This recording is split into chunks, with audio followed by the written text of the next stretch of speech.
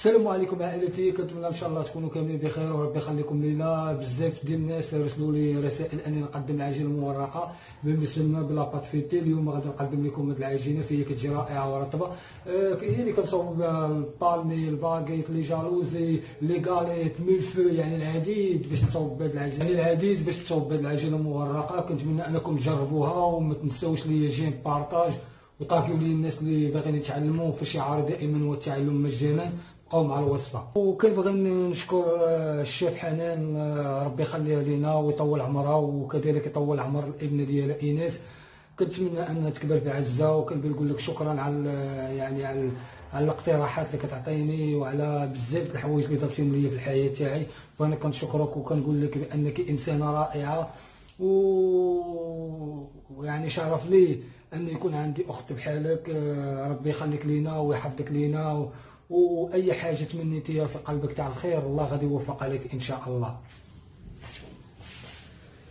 بالنسبه للمقادير، عندنا 500 غرام ديال الدقيق، عندنا ملعقه من الخل، عندنا 8 غرام ديال الملح، عندنا كاس تاع الزيت والماء حسب الخليط. فهاد الوصفه فهي جد ناجحه. بعض الناس كيقولوا لي اخويا المهدي كتكتب لنا المقادير الفرنسيه، راه حيت لوجيسيال عندي في التليفون بالفرنسيه، يعني ما عنديش شي لوجيسيال اخر، واصلا ما عنديش بيسي. من القدام ان شاء الله غادي ناخذ بيسي وما يكون غير خير ان شاء الله، والقادم احسن.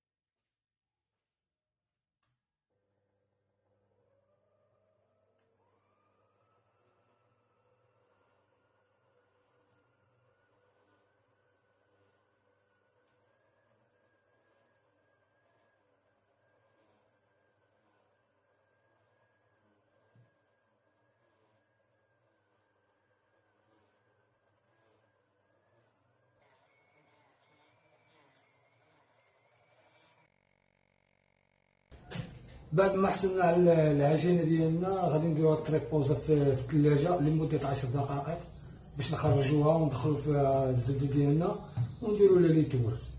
بقاو معنا.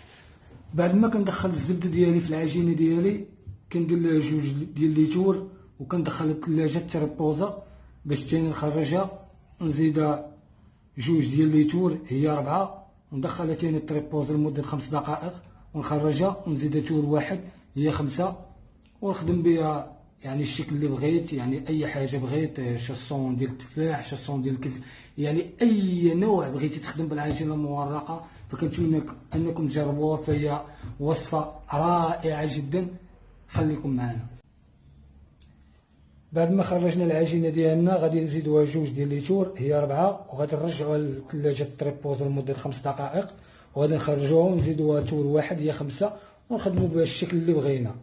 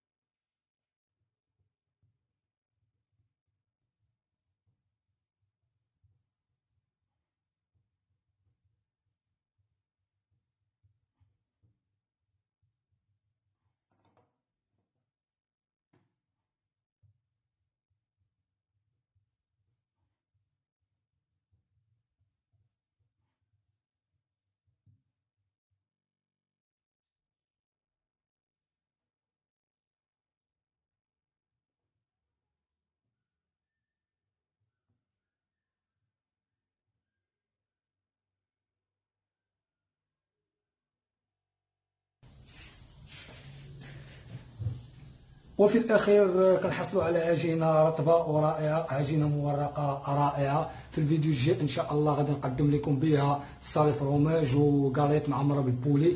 خليكم مع الفيديو الجاي ان شاء الله، وكنتمنى هذه الوصفه تجربوها وربي يخليكم لينا، واي واحد في قلبه حاجه على الخير ربي يوفق عليه.